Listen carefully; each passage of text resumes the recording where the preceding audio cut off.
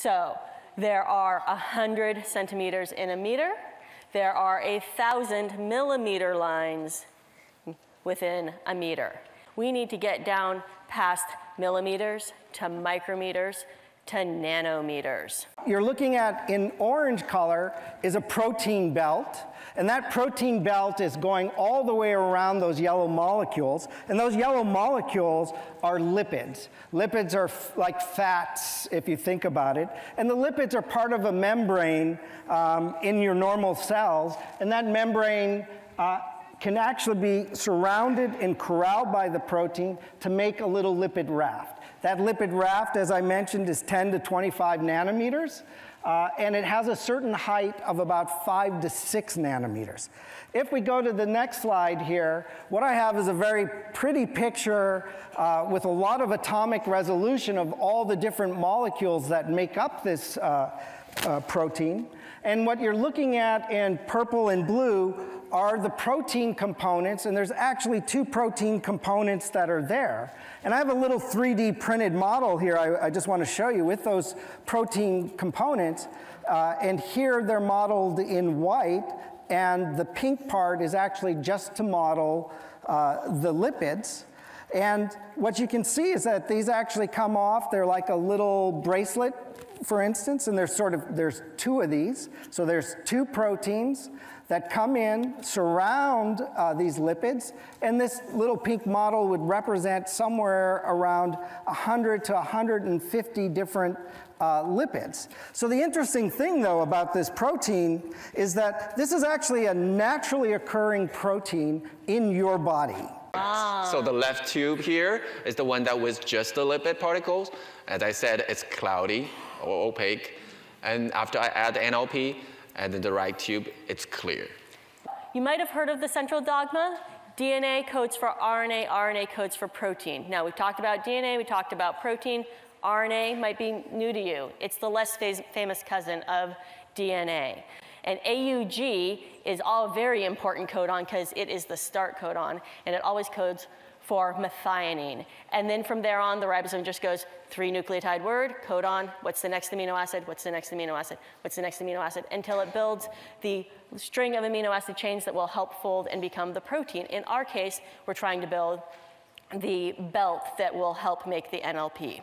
So remember, we're going to try to build nanobots, so we need a building block or something to build on, and that scaffold is going to be our NLP. So in this case, we also need another important ingredient that they showed you in that demonstration, and that's lipids. That apolipoprotein requires some lipids to grab hold of, fill itself out into this little disc shape to make this little nanoparticle. Those 2 lines, that's actually a virus particle that you're looking at. And the donut that's next to the virus particle is actually a top view of one of these NLPs sitting next to a virus. So you get an idea immediately, these are smaller than a virus. And then in C, I'm just giving you a big blow up, and it's just kind of fuzzy and spherical of what these look like. And in this case, this one's about 12.5 nanometers in diameter. All right, so the scaffold and the apolipoprotein that forms the NLP, as I told you, that's our building block. And what we want to do is make a functional nanobot from that building block. So we need to do something. And that something is, we need to modify the NLP and put functions on it. And how can we do that? Well, we can use chemistry to attach molecules, or dyes, or tags, indicators, to the lipids component of the NLP, or to the, which is the yellow part, or to the orange belt of the NLP, or we can actually use this system of making proteins that I told you about to make proteins that will sit on top of the NLP, or will actually sit through the NLP, embed themselves in the NLP. And that embedding yourself in the NLP is what membrane proteins in your body actually do. They sit and they go through that membrane layer. And of course, if we want to make something multifunctional, then we want to put a lot of different things on the NLP so we can do lots of individual tasks. And so here I'm just showing you, well, I could combine all of those things. I could chemically attach a label, I could put a membrane protein in the middle of my disk, and I can also put a protein on the surface of that disk. And so what I'm trying to describe to you then is, so we have our NLP, we're going to functionalize that NLP, and that function turns it into a nanobot, so that it can actually do a task repetitively over and over and over again. And then what we're going to move on then into the next part of the talk is to talk about what we can do with these nanobots. And we can do biochemistry in a test tube or in an animal. We can make sensors to detect microorganisms, pathogens, cancer, other biological functions. We can use it for drug delivery, and we can also use it for cancer imaging. These are the Cargill salt ponds, and the color that you see in those ponds actually comes from the presence of microorganisms that live there. Specifically, the red color that you can see in this image comes from the presence of a microorganism known as Halobacterium salinarum. More specifically, the pigment that you see, the red color, comes from a protein called bacteriorhodopsin, which is the main protein present in the membrane of that microorganism, and it's pigmented. The function of this protein is to actually take light and convert that into chemical energy. So this protein essentially acts as a proton pump, and this is why you see this red color in the ponds. So bacteriorhodopsin is a perfect example of what we call an integral membrane protein. So as Matt mentioned, the way we do this is essentially in a test tube. So we have our reagents in this tube. In this case, we're going to add the DNA encoding bacteriorhodopsin protein. Okay, and so what we get at the end of this reaction is going to be our nanobot, which is the NLP with the scaffold protein belt in orange and the bacteriorhodopsin protein embedded in that membrane. So if you actually do this in the lab, it doesn't happen in minutes. It actually takes quite some time. So you have your reaction in the test tube, but in reality, this process will take roughly 5 hours, okay? And you can see these various photos on the right where you have, time 0 where you start this reaction, and then you let that reaction progress from 1 hour all the way through 5 hours.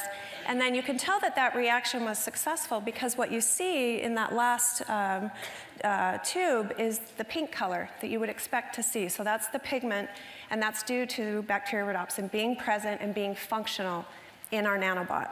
An actual experiment, so these are tubes. One tube contains the nanobot, so bacteriorhodopsin embedded into the nanoparticle, and you can see that pink color on the right, so it's nicely dispersed throughout the solution. And if you compare that to the control, which is just the bacteriorhodopsin protein without the NLP, you can see that that pink color is kind of settled at the bottom of the tube. Okay, so it's no longer active and it's not soluble anymore, so it just falls out of solution. And as Matt mentioned, we have various ways that we can visualize these types of particles. And what I'm showing you on the right is an electron micrograph where you can see the disc-like structure in the middle with little pink circles, and those are actual bacteriorhodopsin proteins. It's green fluorescent protein to label our protein of interest so that we can keep track of them. And when we shine UV light on them, they just light up, so we know where they are. And also, when we're talking about sensing, these green fluorescent proteins are easily sensible. We can use instruments to detect them. So they are also very important in the sensing. That makes a lot of sense. Yep. Now, Amy's going to come out and talk about a particular example of sensing using these NLPs and nanobots. Here you go. Thank you. Now, how do we take this labeled protein and use it as a sensor? Okay, so let's say that we want our sensor to detect a microorganism, for example, okay? What we need in our nanobot is a protein that functions as a sensor. In other words, it can recognize a component of this microorganism so that we know when the microorganism is present. So in this case, we're going to put into our test tube the scaffold DNA for our NLP as well as our sensor DNA. So this is going to make the protein that's going to sense a component of this microorganism. So after we do our incubation step in the tube, we get our sensor out, And as Matt talked to you earlier, we can actually confirm that our nano sensor is intact and it has the components that we think it should have. And so you can see the gel electrophoresis in the middle of the screen. And what's labeled with the blue and orange arrow are the sensor protein in blue and the scaffold protein in orange, respectively. Okay? So we have our constituents of our sensor. We can also use imaging to look at what happens when you start adding proteins into the NLP. And Matt talked to you about atomic force microscopy. And what we're really looking at here is kind of a change in the height of the surface or the topology of the surface. And so if you look at the graph below, you can see that when you start to put proteins into these NLPs, they get taller. Okay, so the height shifts and they become taller, and then you can tell that something has been incorporated. And so it's contributing to that surface topology being different. Okay? So if you don't have binding between your nanosensor and your microorganism, you're not going to get any signal at all. And so what you're going to just see is this flat line represented in orange. If your nanosensor happens to recognize the microorganism, you're going to get a binding event that occurs. And that's shown in the green line. And that's a concentration-dependent event. So the more nanosensors you have there, the more binding you're going to get until you reach 100%. And you can see that curve will kind of plateau. Okay? And that tells you that you have 100% binding. So here is our nanosensor, our nanobot sensor on the bottom. Okay? And this is a reconstruction of what this actually looks like based on data. So in blue is the protein sensor embedded into our disk. And then this microorganism is secreting a protein in red that's got this GFP label.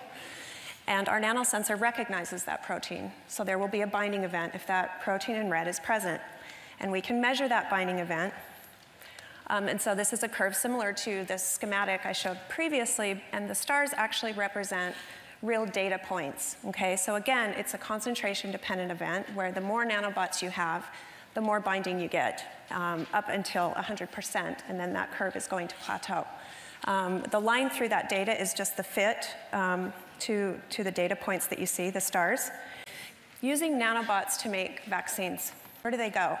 And that's important to understand because for a variety of applications, you may want the nanobot to go to the spleen. You may want it to go somewhere else. So understanding how it's distributed in the body is very important.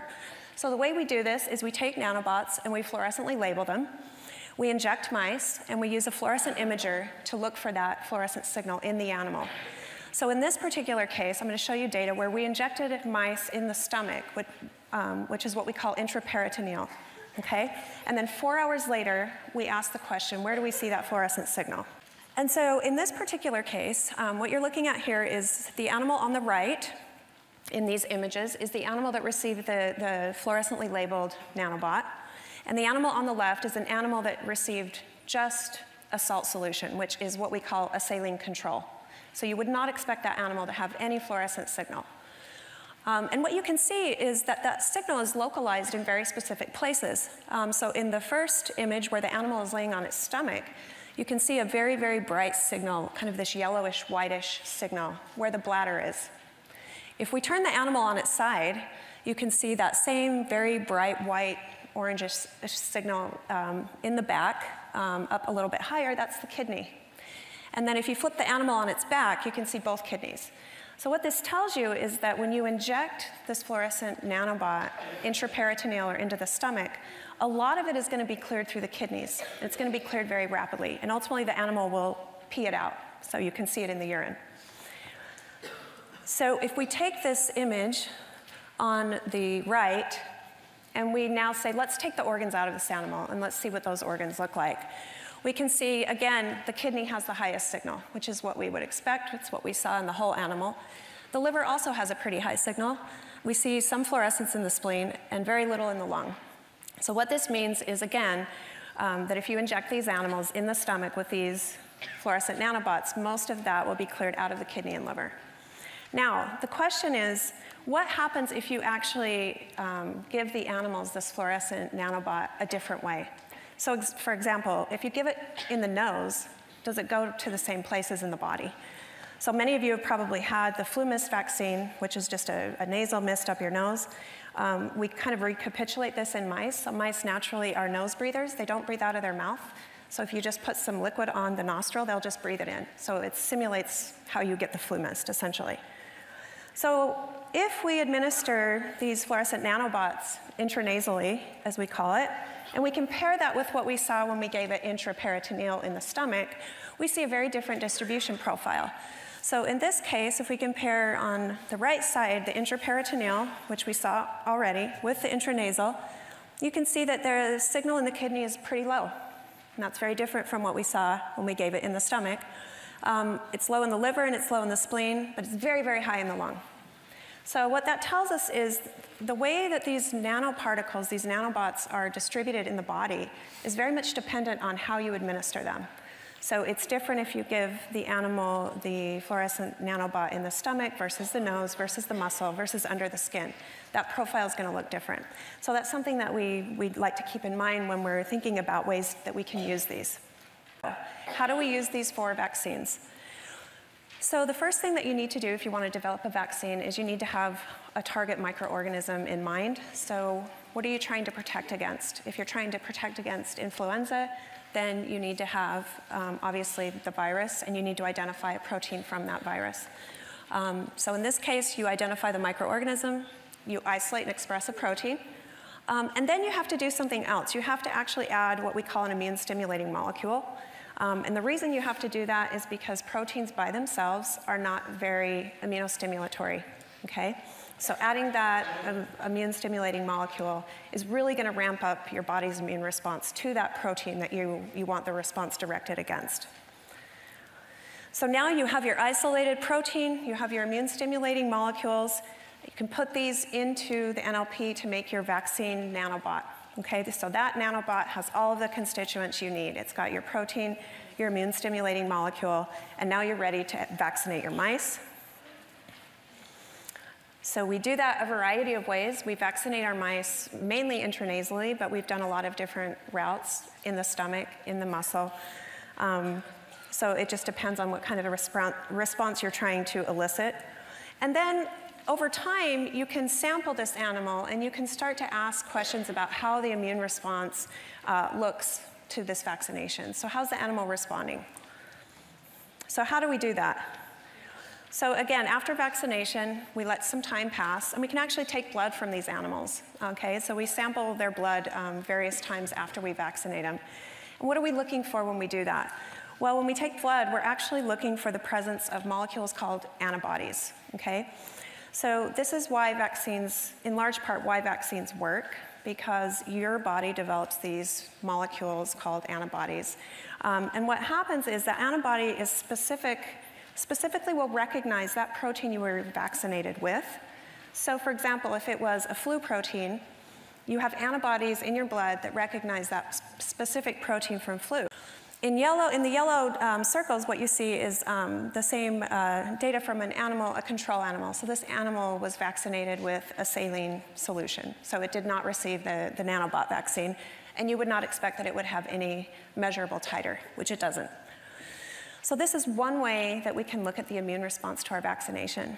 Ultimately, the best test that we can do is to take this vaccinated animal, infect it with the microorganism that we're trying to protect against, and then ask the question, does that animal survive? Does it get sick? And so that's ultimately what these types of experiments look like, and is really what's needed to get these nanobots from, the bench top to people, to us, to actually use and be functional.